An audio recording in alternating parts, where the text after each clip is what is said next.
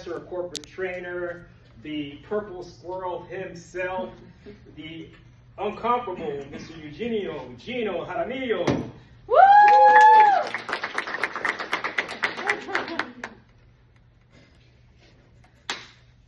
Didn't say my introduction, so I have to introduce you. Oh, yes, I did. There's a fancy word that is bereavement, and that's what I'm going to talk to you about today. The translation is grief. Where does grief come from, and where does bereavement come from? Deep, deep emotion when you have a loss. Many of you are very young, so you may not have experienced losses like I have. This year in June, I will be 70 years old, and I've experienced a lot of losses. When you experience a loss, you will go through 5 stages of bereavement. And you have to go through all 5 stages to get through it, to stay alive. Otherwise, you could go into a hole and die. That's how bad the pain is. The first emotion you will feel is denial. Something will be told to you, and you'll say, "No, that can't be true. I don't believe it." And I have some examples. Got a phone call at 2 in the morning. "Hey, what's going on over there? Why aren't you answering the phone?" "What? Your brother's been shot." "What? No, I don't believe that." Or go to the doctor.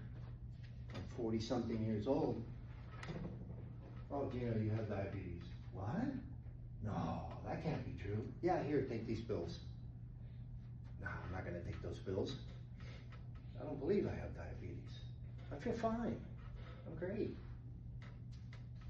Another time is after a 25-year career with the same general contractor that I worked there with loyalty, integrity, and honesty.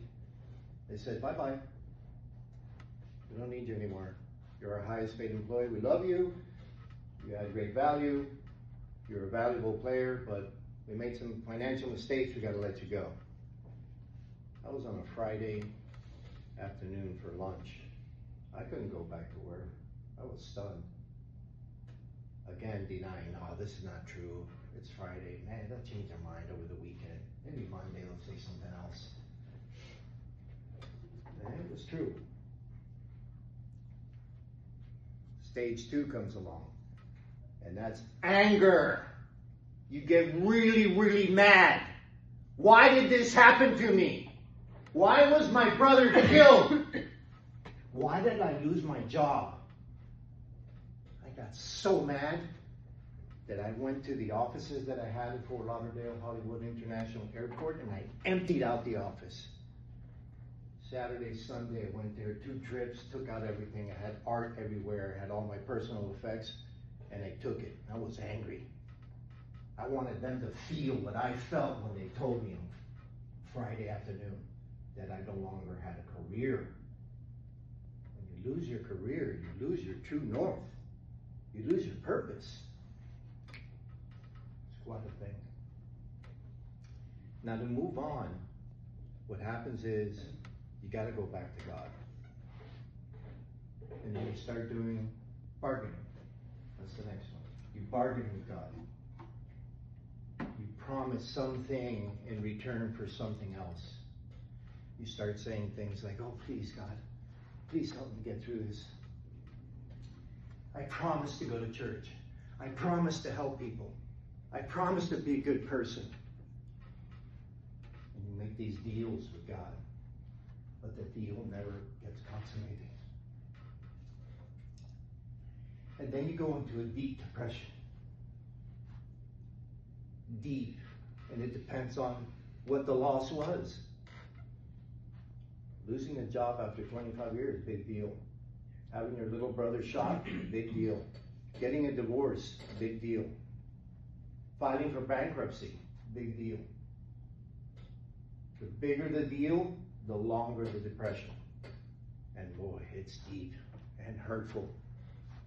Why am I talking about this stuff? This is so somber.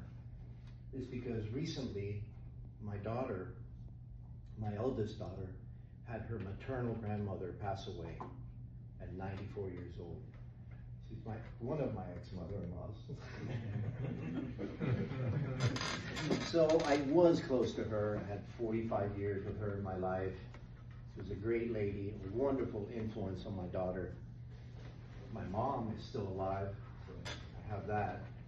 But those two ladies are the two matriarchs that influence my daughter, and my daughter is a badass.